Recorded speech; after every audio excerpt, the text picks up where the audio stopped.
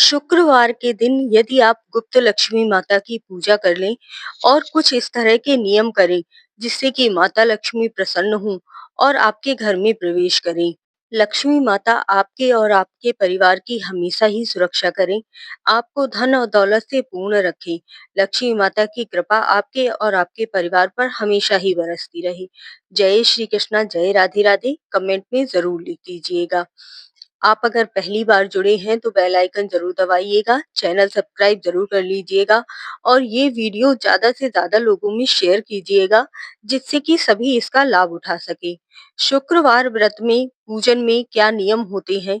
अगर आप व्रत नहीं रहते हैं तब भी आपको इस तरह से गुप्त लक्ष्मी माता की पूजा जरूर ही करनी चाहिए जिससे कि आपके घर में कभी भी धन का अभाव ना हो।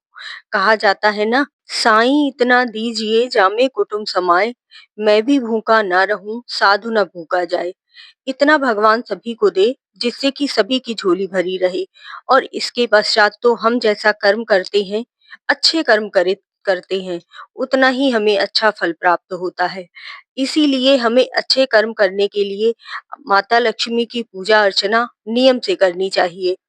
थोड़ी सी वीडियो बड़ी हो जाएगी, लेकिन पूरा दिन का नियम और माता रानी की पूजा समझाने के लिए आपको थोड़ा सा समय तो जरूर ही निकालना पड़ेगा।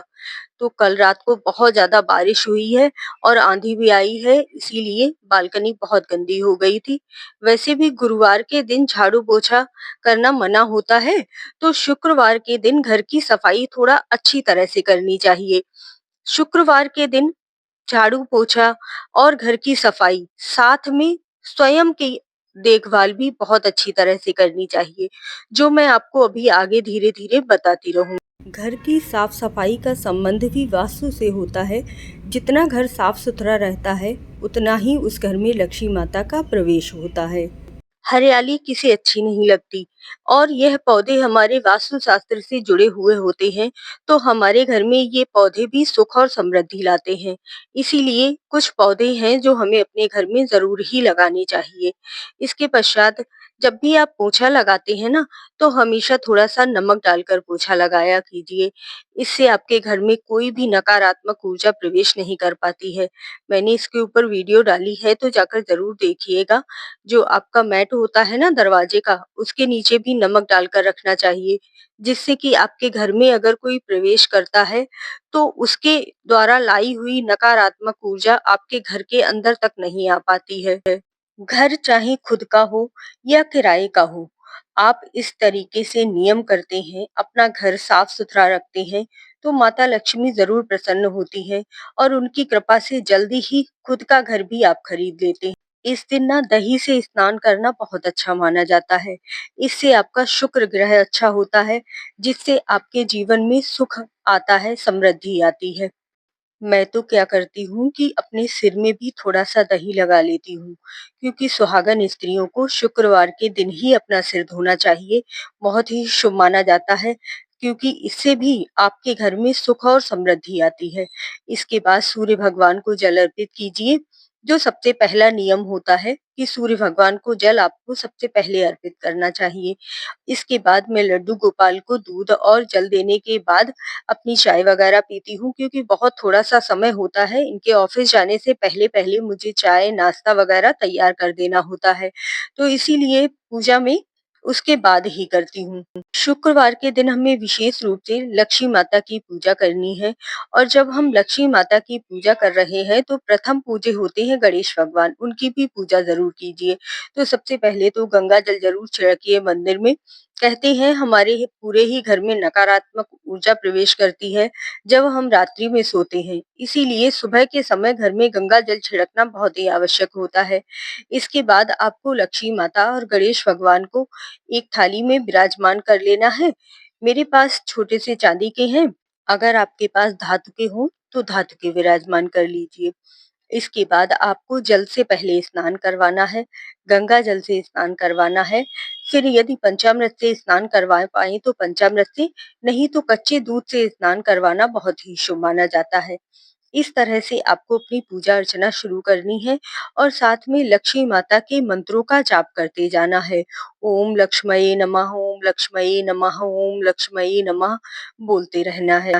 इस दिन लक्ष्मी माता को शंख से स्नान करवाना बहुत शुभ माना जाता है। वीडियो बहुत बड़ी हो जाती, इसीलिए मैंने नहीं दिखाई। अच्छा, कभी भी आप धातु की मूर्ति को स्नान करवाते हैं ना, तो हमेशा उन्हें कपड़े से पोंछिए ज़रूर।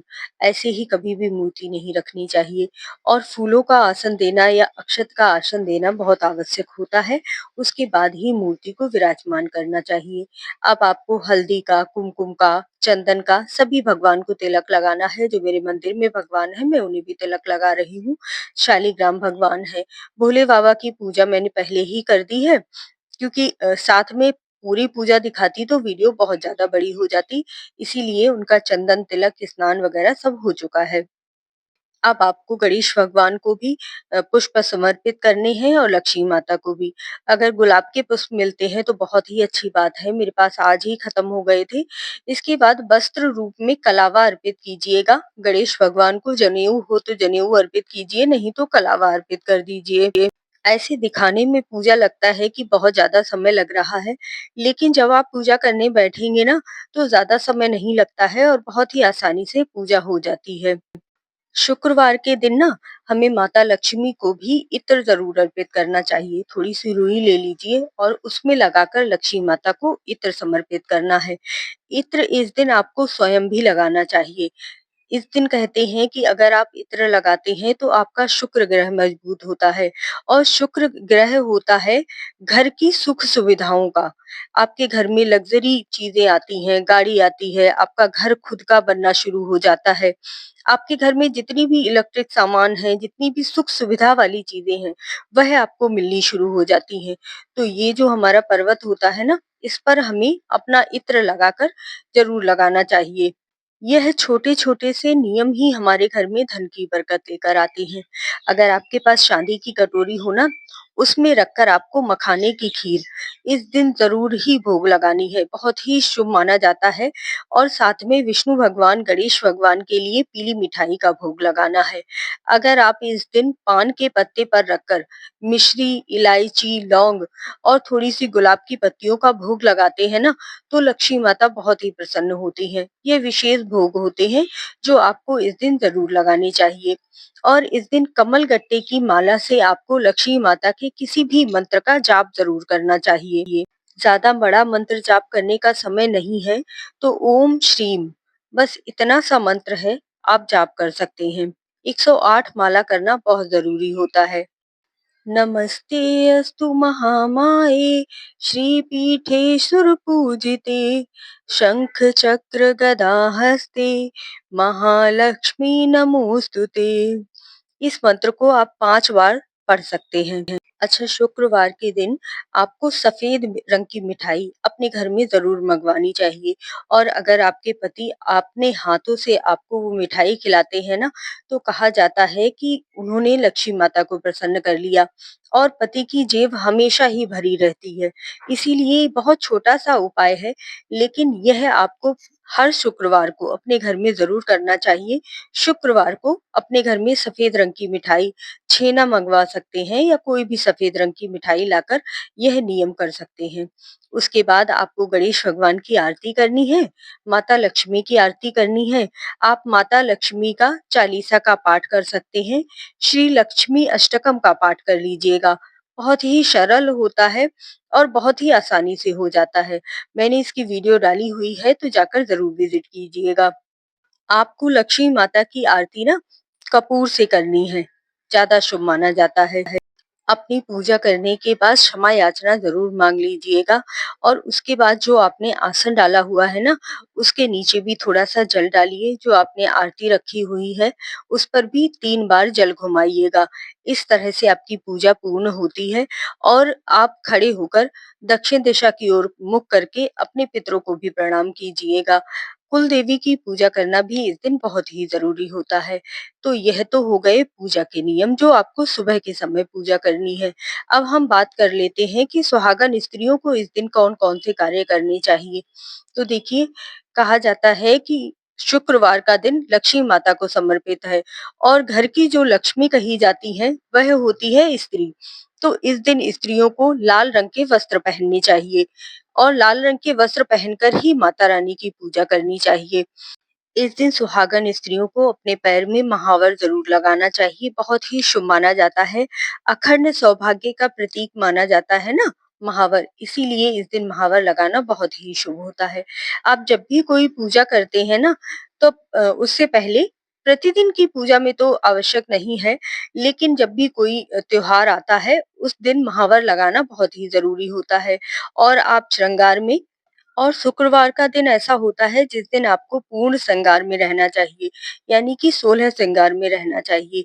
बहुत शुभ माना जाता है, अगर आप इस दिन पूरी तरह से श्रृंगार करके रहते हैं, तो आपका सौभाग्य अखंड रहता है और यही सुख हर स्त्री को चाहिए होता है। तो इसीलिए अखंड सौभाग्य के लिए आपको अच्छी तरह से श्रृंगार करके और तैयार होकर ही रहना चाहिए। संध्या के समय आपको अपने घर में दीपक जरूर जलाना है, एक तुलसी माता पर दीपक और एक अपनी देहरी पर दीपक। और हाँ, इस दिन आपको सुबह के समय भी अपनी देहरी पूजन जरूर करना है। अगर आपको ज्यादा समय नहीं मिल पा रहा है तो बस स्वास्तिक बना लीजिए, माता रानी के चरण बना लीजिए और पुष्प समर्पित कर दीजिए। इतनी छोटी सी ही पूजा से ही आपकी देहरी पूजन हो जाता है। और जिसकी देहरी बहुत ही सुंदर रहती है ना, और कहते हैं जिसकी देहरी सुंदर, जिसकी स्त्री सुंदर सजी धजी, उसके घर से तो कभी लक्ष्मी माता रूठ कर जा ही नहीं सकती। इसीलिए घर की स्त्री को और देहरी को हमेशा ही सुंदर सजा धजा कर रखिए। अगर पति का सम्मान रहता है और घर की स्त्री सुखी रहती है, तो उस घर में कभी भी धन की कमी नहीं होती है। इसीलिए जिस घर में पति अपनी स्त्री का सम्मान करेंगे, उस घर में धन की बरकत ही होगी। संध्या के समय भी आपको अपने घर की देहरी पर दीपक जलाना है, तुलसी माता पर दीपक जलाना है और माता रानी की आरती करनी है, लक्ष्मी माता की पूजा करनी है। संध्या के समय कैसे पूजन किया जाता है, इसकी मैंने वीडियो डाली हुई है, तो जाकर जरूर देखिएगा। वीडियो अच्छी लगी हो तो चैनल को सब्सक्राइब जरूर करें।